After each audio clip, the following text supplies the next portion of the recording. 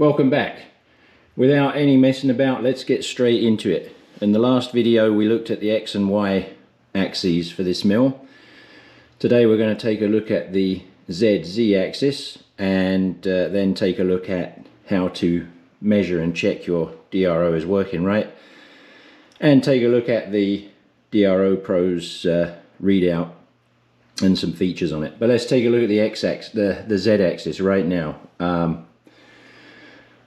I didn't film any of the actual machining of the parts because they're really very straightforward, and I just wanted to knock them out. I tried filming the installation and setup of all this, but this one was a real pain in the ass to get on and get right, and the camera was just getting in the way and I had to just put it aside. So what I will do is show you the installation and what I've done in order to get it right. Let's talk about the bracket system. So there are two angle brackets, one top and bottom of the slide mount bar, and if we go over the top here, you'll see there's oversized hole under this one and a radial slot here, and the radial slot I actually put in using the feature in the DRO, since I had the X and Y programmed at that point. And the point of that is to allow rotation of the scale mount bar in order to get it, set up perpendicular to the table. Taking a look at it from the side now, you can see the mount bar. This is a nice inch thick piece of gauge plate. Actually, it's not a piece of bar, it's a piece of sawn tooling plate. And if you look at the bracket, you can see same idea, one hole and a slot. Also on the bracket are 4 jacking screws. The other 2 are behind here, you can't see those. We'll take a look in a minute. But there are 2 here. So what's the point of all this? Well, the column on the mill is round and tapered in every direction. There just isn't a flat area on it other than where the knee is running. So you have to come up with a way of getting the scale to run parallel to the Z-axis and perpendicular to the table. And that means in a situation like this, you're either machining the column, which that ain't going to happen, or making a system that allows you to adjust the support bar in free space, and that's what we've got. Now we're down at the bottom end and you can see exactly the same thing going on. Same bracket, same design. Difficult to see the radial slot, but it's under there. One slotted hole here, plain hole here, and the 4 jacking screws with lock nuts.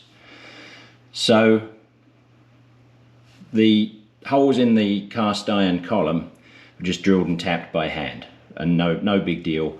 It's good quality cast iron because it was from Cincinnati, and that's pretty easy to drill and tap by hand.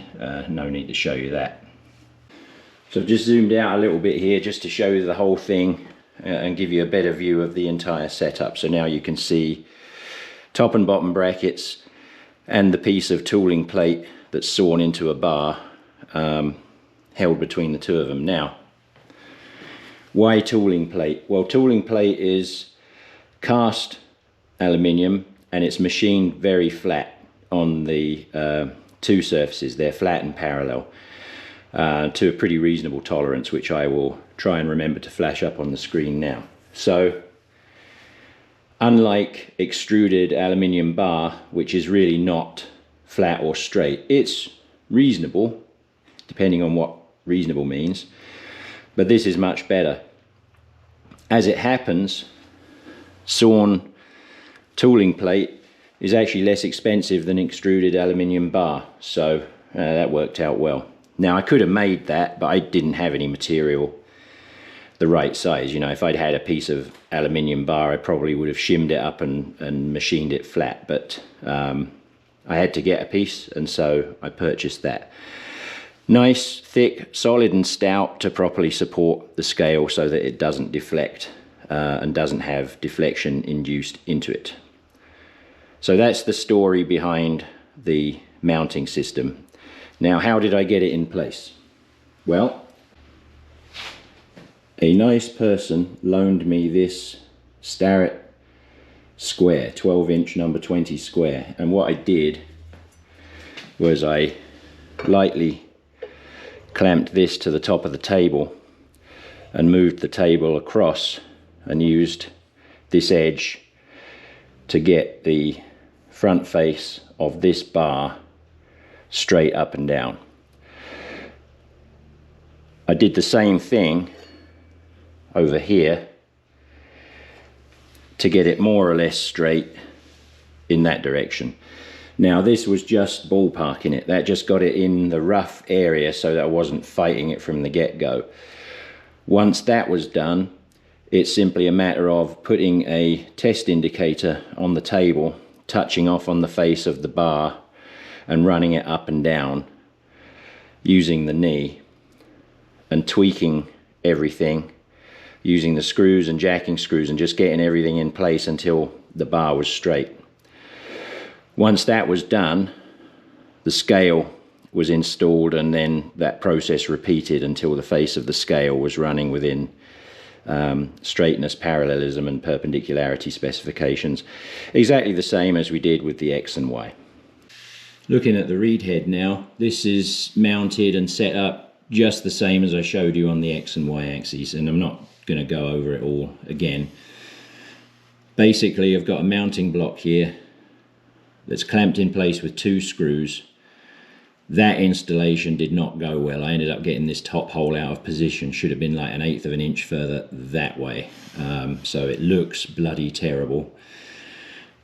But it works. Also on this block are 4 jacking screws. This spacer bar was machined and made and skimmed to length, and then the fine tuning for position of the head is done just using these jacking screws. So this whole thing is kind of a painstaking process getting this in place, because there's no easy flat surface to get the scale on and get started. You're kind of floating out in midair, and it's just that's why installing these things is such a pain in the neck on these old machines. But once it's done, it's done. And as flimsy as this system looks, it's actually not. It's actually really solid. You know, when you're pushing on the castings with the 4 jacking screws and then pulling in hard with these screws, once it's all tightened up, it's totally solid. My friend Dave Ticehurst in Australia begged me in the comments on my last video to put a stop in place so that I didn't crush the X-axis scale, and I had done that, but I didn't show this in the last video because I tend to forget important details. My stop is just this longer screw here, so it's not much, but you don't need a lot. And the head of this screw sticks out just a little bit further than the ridge of this scale. I suppose I could get a touch more travel in the Y if I took this cover off, but it's fine. This gets the table so far over that it works out great. So this then just stops this colliding with the back of the column, and by the same token it also prevents the Y-axis reader from crashing into the newly installed Z-axis. So it's all set up so none of them can come together even when the scale cover is on the Z-axis. I did goof up a little bit. The way cover here is right in line with the top of the scale where the cover screws in. It would have been better if I'd mounted this whole setup just a little bit lower, but those kind of things are easily missed, unfortunately. Well, they are by me anyway. So what I had to do was cut away a little piece of the cover, right? Because I wasn't going to go through the install again, I tell you that. Having got it on and working, I don't honestly ever want to do that again. Probably will though, because I'm eyeing up another milling machine. Why am I eyeing up another milling machine? Because it's there.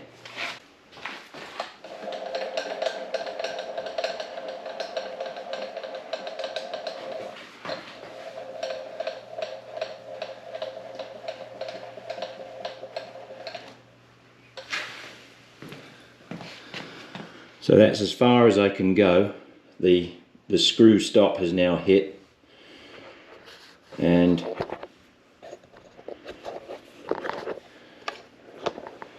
you can see it's close,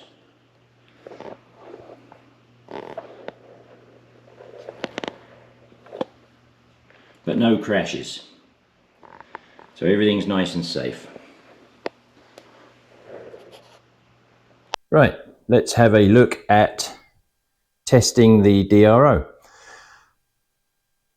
So I've got a setup block clamped in place. This has been trammed to the mill as accurately as I can get it.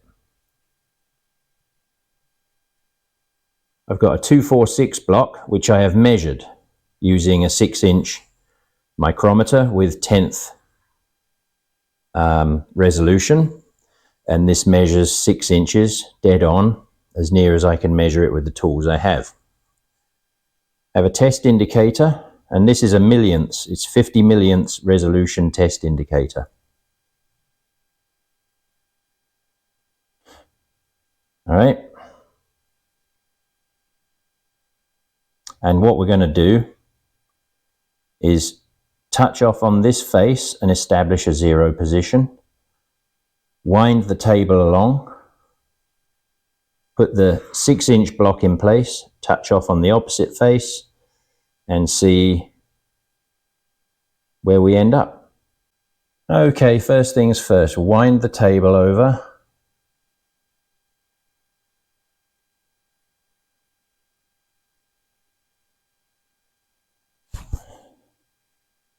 Put a little drag on the table to make it easier.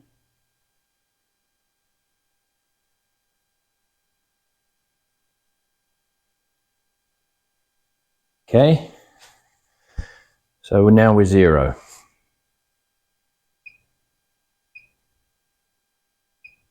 Now the X scale is zeroed.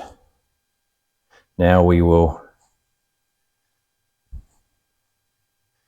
move the table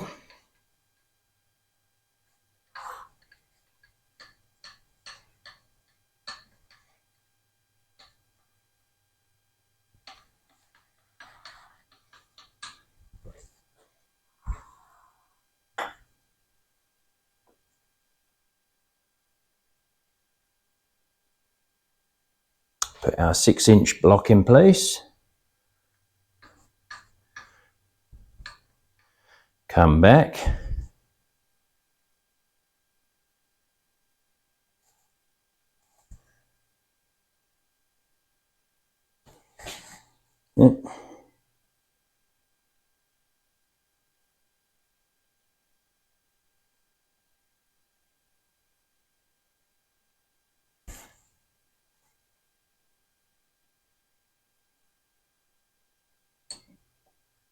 so sensitive. Maybe I should just use a 5/10.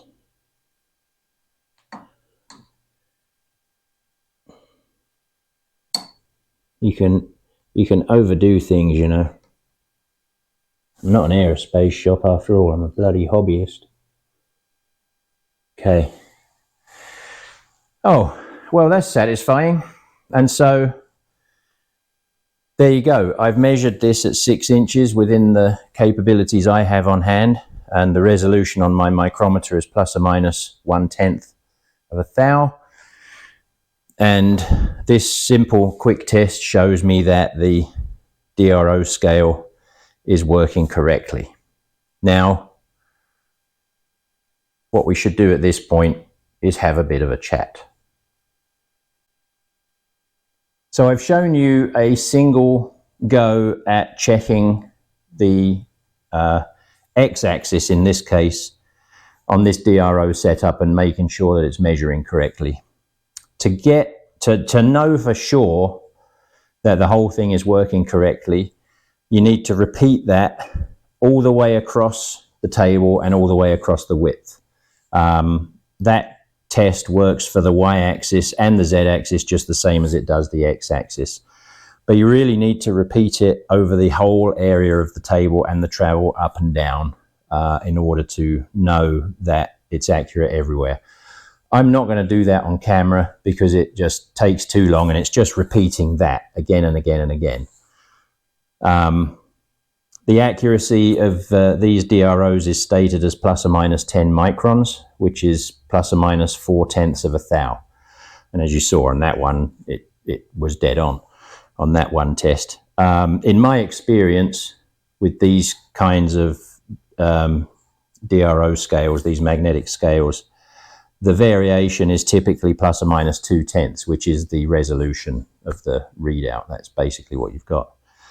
Plenty good enough for a home machinist for sure. And if you want to check it more accurately than this, you need a much more advanced tooling setup. And in the home shop, not needed.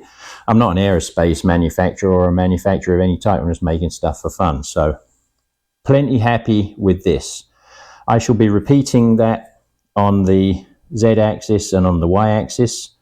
I'm out of time on this video now. I kind of want to wrap it up and not let it get too long. So I'm going to call that it for this one. And what I'll do on a separate video is a rundown of the EL750 DRO readout and the functions and the way that works, just as its own little review. So in the meantime, be safe and well wherever you are. Hit that like and subscribe button. Watch this video 100 times each. And in the meantime, may your dimensions be in tolerance and your surface finishes chatter-free. Be seeing you.